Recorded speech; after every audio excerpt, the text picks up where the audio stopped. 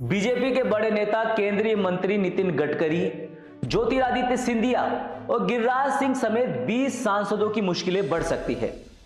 BJP party नेताओं को notice भेजने की तैयारी कर रही है, क्योंकि इन नेताओं की वजह से पार्टी का एक बड़ा प्लान फेल भी हो सकता था। अब मामला क्या है, इसे समझेंगे। नमस्कार, आप बिग वाई देखना शुरू कर चुके हैं और मैं हूं आपके साथ जावेद।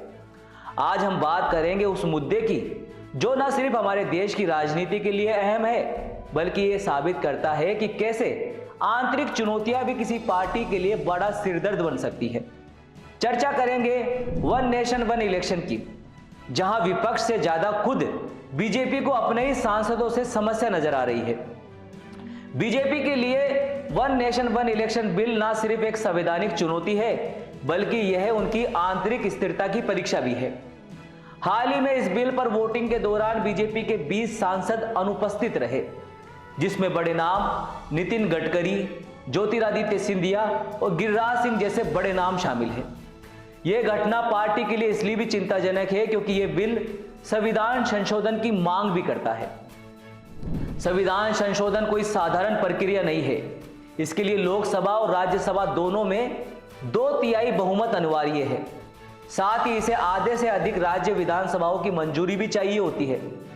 बीजेपी की इस आंतरिक लापरवाही से यह चिंता और भी गहरी हो जाती है कि अगर यही स्थिति रही तो शायद यह कानून कभी पास ही नहीं हो पाएगा।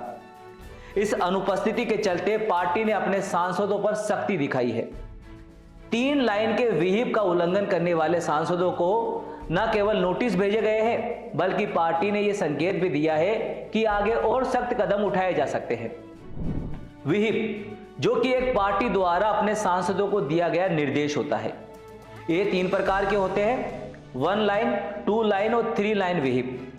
3 लाइन विहिप में सांसदों को सदन में उपस्थित रहना और पार्टी के निर्देशानुसार मतदान करना अनिवार्य होता है। विहिप का उल्लंघन पार्टी के अनुशासन को तोड़ना माना जाता है और इसके गंभीर परिणाम हो सकते हैं, जैसे कि पार्टी से निलंबन या यहां तक कि संसदीय सदस्यता को नुकसान होना। तो यह मामला सिर्फ एक बिल का नहीं है, बल्कि यह पार्टी की आंतरिक एकता और अनुशासन की परीक्षा है। एक देश एक चुनाव का विचार जितना महत्वपूर्ण है, उतना ही महत्वपूर्ण है इसे सही ढंग से लागू करना। अब देखने वाली बात होगी कि बीजेपी अपने इन सांसदों पर किस प्रकार की कार्रवाई करती है। और अभी तक यह भी साफ नहीं हो पाया है कि इन सभी सांसदों ने पार्टी को अपनी अनुपस्थिति के बारे में पहले से सूचित किया था या नहीं। केंद्रीय मंत्री गिरिराज सिंह, नितिन गडकरी, ज्योतिरादित्य सिंधिया, CR पाटिल, शांतनु ठाकुर, जगदम्बिका पाल, VY राघवेंद्र, विजय बघेल, उदयराज भोसले, जगन्नाथ सरकार, जयंत कुमार रॉय, V सोमन्ना, चिंतामणि महाराज समेत कुल 20 सांसद सदन में मौजूद नहीं थे। लोकसभा में मंगलवार यानी 17 दिसंबर को एक देश एक चुनाव के लिए 129वां संविधान संशोधन बिल पेश किया गया। बिल के लिए पहले इलेक्ट्रॉनिक वोटिंग कराई गई। कुछ सांसदों की आपत्ति के बाद वोट संशोधित करने के लिए फिर पर्ची से मतदान हुआ। बिल को पेश करने के पक्ष में 269 और विपक्ष में 198 मत पड़े। 20 सांसद तो बीजेपी के यहां उपस्थित ही नहीं थे। अमित शाह ने सदन में कहा कि बिल जब कैबिनेट में आया था तब प्रधानमंत्री मोदी ने कहा था कि इसे संयुक्त संसदीय समिति यानी JPC को भेजा जाना चाहिए। कानून मंत्री ऐसा प्रस्ताव कर सकते हैं।